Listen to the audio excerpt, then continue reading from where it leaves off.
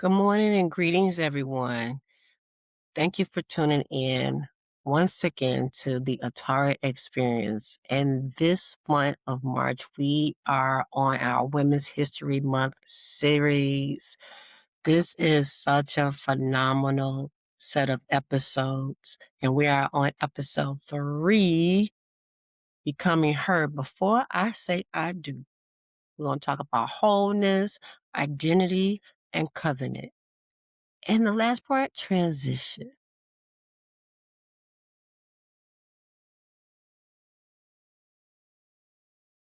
Now, the Atara experience is where advocacy meets transformation, awareness fuels resilience, and action sparks lasting change. And this month, we are honoring Women's History Month. Yes, we are.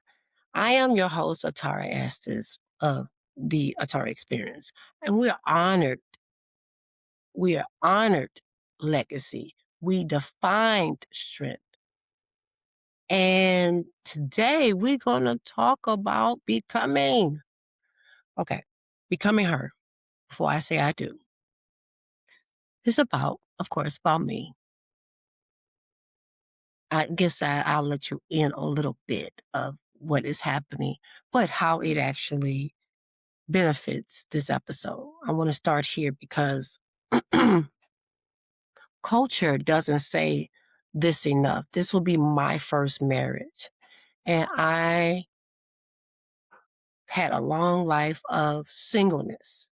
I had children, um, raised both of my girls. I'm an empty nester, and God still found fit for love to come and meet me at a place where I was already fully complete, but He says, I have more for you.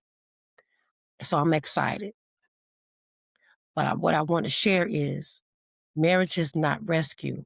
And I learned this earlier on in my life. Marriage is not validation, and marriage is not arrival. Whew. Let me tell you something. I wasn't even thinking about marriage because when I did, I had the negative way of thinking about marriage. But what marriage is, it is alignment. There was a version of me that thought marriage would heal wounds, and I was looking for somebody to love me, to cover me, to take away all of the pain. But healing is not transferable.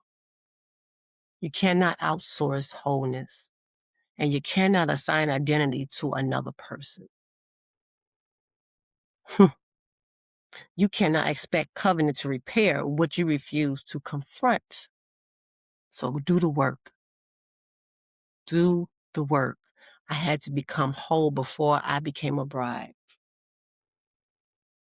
Somebody get that. Healing from trauma, rebuilding self-worth, learning boundaries, discovering peace, loving yourself without apology, and learning how to be alone without feeling abandoned. Ooh, as a survivor, I had to rewrite what love meant because I was tainted. You hear me? I found out that love is not chaos, and love is not adrenaline. It's not a zeal. Love is not fear of loss, but love is peace. And when you have known trauma as long as I have, peace can feel unfamiliar. But unfamiliar does not mean unsafe. I'm in new territory, and I am at peace. I didn't think I could be in this space. So I am not becoming a wife to gain identity. I am entering covenant with identity. Let me tell you more. Knowing who you are before you are chosen is already ahead of the plan. Knowing your calling outside of relationship, you're already ahead of the plan. Having mission beyond romance, you're already ahead of the plan. And protecting your assignment, and you're definitely ahead of the plan. You must remain aligned with purpose because God called you to become what He already had in you before you aligned to be a bride. Now, as a community health worker leader, as a workforce strategist, as a woman building her own tattoo imprint, I do not shrink in covenant. I can't. I can't let it happen, but I can evolve. Covenant should refine you, not erase you. You hear me? This season is a transition for me. Hosting my final large gathering when I was supposed to actually not be in the United States for the end of March, I was actually invited to be home in Belize to speak in an empowerment forum panel and to help share with women and girls about gender-based violence and really showing them more of the wholeness that they can actually walk in if they have experienced trauma before. So I brought it to my local area since I could not be in Belize. I would love to be at home. And I made it a commitment to actually not let the disappointment that I had not being able to present in Belize, but to have this large gathering of this brunch full of room of women before my wedding, preparing me emotionally and balancing leadership and love. The shift come from independence to interdependence. And strength in this season looks like softness with clarity. In love and still disciplined. Excited and still grounded. Even though I'm stressed in some certain areas. Emotional and still wise. You do not have to lose yourself to love someone. Please don't lose yourself to love someone because it won't work. If you are waiting for marriage, wait whole, wait healed, and wait aware. Do not rush because of age. I'm a walking testimony of that. And do not panic because of timelines. Do not settle because of pressure. And better alone in peace than partnered in chaos.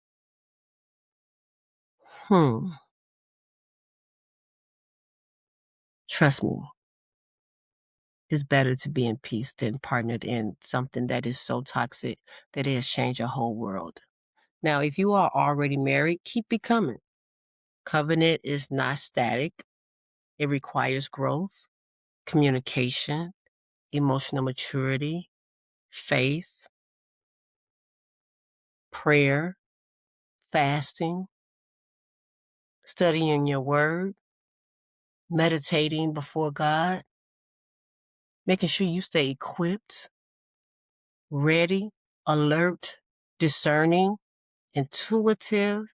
You got to stay ready.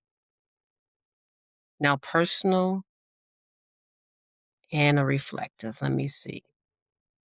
The woman I am becoming is softer these days. Sometimes my daughters let me know, Mom, I'm not used to seeing this side of you. And that's because I've showed strong and strength to look different. But I had to let them know I apologize for demonstrating trauma, because that's what I showed you. Because being strong is, or softer, it's not a weakness.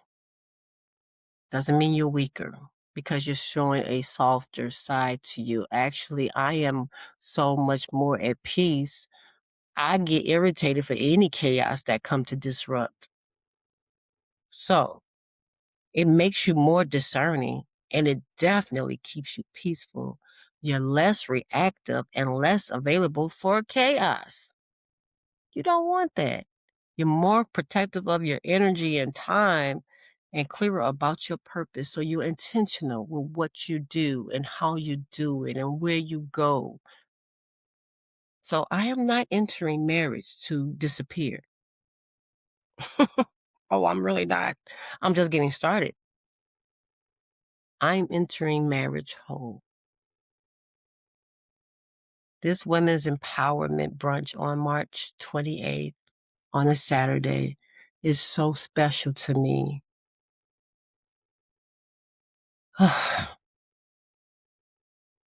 Because it is the last major event I will host before my wedding.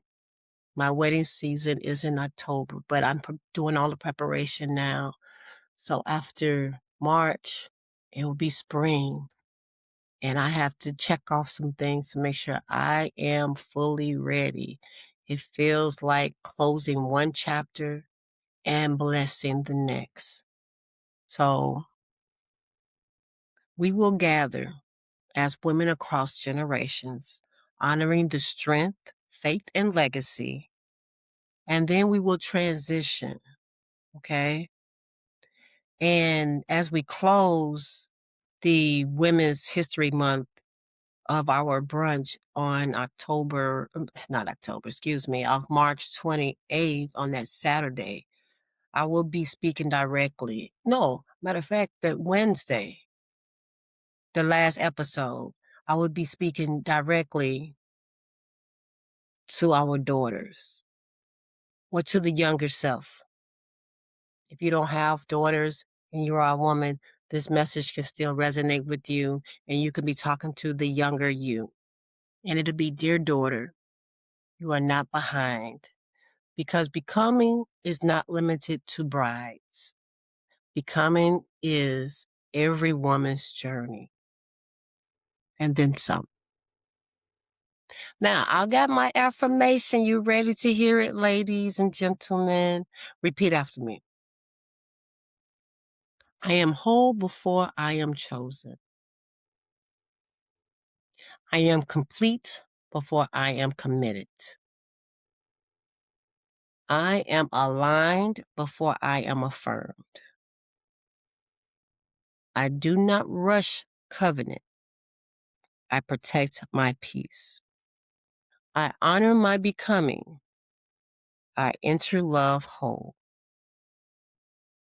You have just been empowered by grace and crowned in purpose. Now, becoming her before I say I do was not about a ring. It was about readiness. It was about peace. It was about alignment. And whether you are single, married, divorced, widowed, or rebuilding, you are becoming. And becoming is sacred. I'll see you at the brunch,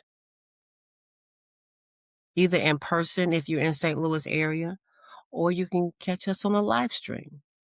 And if you stayed on this long, please like, follow, subscribe, comment, and let us know that this resonated with you. And let us know that you are becoming as well.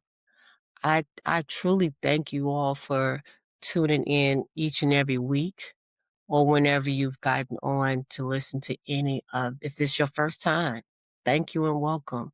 And I hope you are feeling like this message resonated with you and you'll come back and be a part of the Atari experience. Because we do have deeper dives, but right now we're just cruising. And I just wish you all a wonderful day on purpose. Be good to yourself and to one another. Be blessed.